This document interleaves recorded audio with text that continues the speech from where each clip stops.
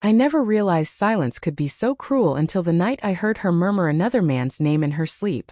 At first, I convinced myself I'd imagined it, that it was nothing more than fragments of a dream spilling out between breaths. But then she shifted, whispering something sharper, "Better than you," and those words tore through me like jagged glass. My wife, the woman I had built a life and future with, wasn't dreaming of me. She was dreaming of him, her ex. I didn't confront her immediately. I clung to the hope that it meant nothing, that it was only a shadow from her past surfacing in dreams. Everyone has ghosts, don't they? But ghosts aren't supposed to crawl into bed with us. The next morning, I studied her over breakfast. She smiled as she buttered her toast, kissed my cheek before leaving for work. All the same gestures as always. Yet something about it felt wrong, too perfect, too rehearsed. It was like watching an actress nailing her lines. I brushed it off. That was my first mistake. Days passed. Her phone began to buzz more often, vibrating against the table like a secret begging to be noticed. She used to leave it lying around carelessly, but now it was always flipped face down, always locked. When I asked who was calling, she waved it off with a casual tone. Just work, nothing important. But her eyes betrayed her. They darted away too quickly, her lashes lowering like curtains hiding the truth. I should have pressed harder, but love makes you weak. Or maybe it just blinds you. The unraveling came one Thursday night. I had stayed late at the office, and when I finally came home, I expected dinner on the stove, the sound of her laughter greeting me. Instead, I found her curled on the couch, phone in hand, smiling in a way I hadn't seen in months. That smile wasn't for me. I froze in the doorway, listening longer than I should have. Her voice softened, delicate in a way it hadn't been with me for far too long. She laughed quietly, intimately, and then her words sliced me open. "You're so much better than him. He tries, but he'll never be you." The world spun. My legs almost gave out beneath me. My wife wasn't just speaking to someone else, she was comparing me to him. And I was losing. I dropped my keys onto the counter, louder than I meant to. She flinched, scrambled to lock her phone, and plastered a smile across her face.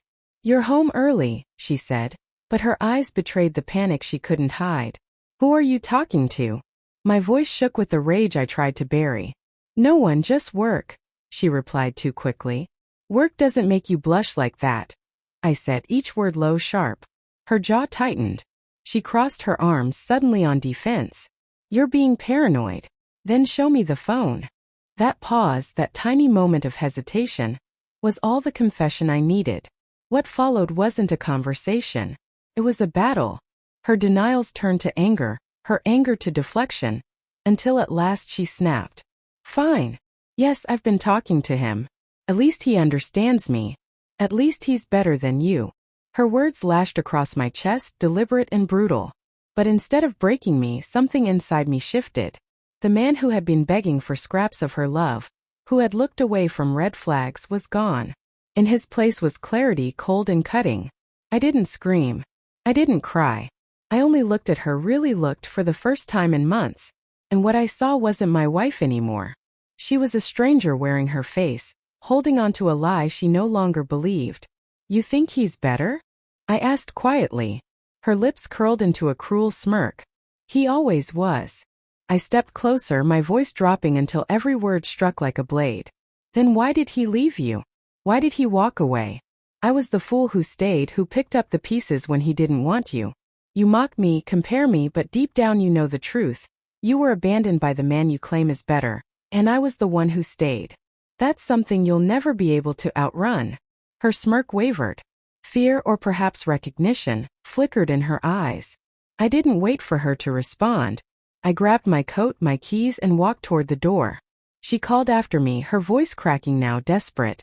"You don't mean that. You can't just leave." But I didn't turn back. That night I slept in the quietest place I could find, my car, parked beneath the endless scatter of stars. And as I lay there staring at the sky, something became clear. She had mocked me, tried to shatter me with comparisons, but the truth I left her with would linger far longer. Because she couldn't change it. I was the man who stayed when no one else would.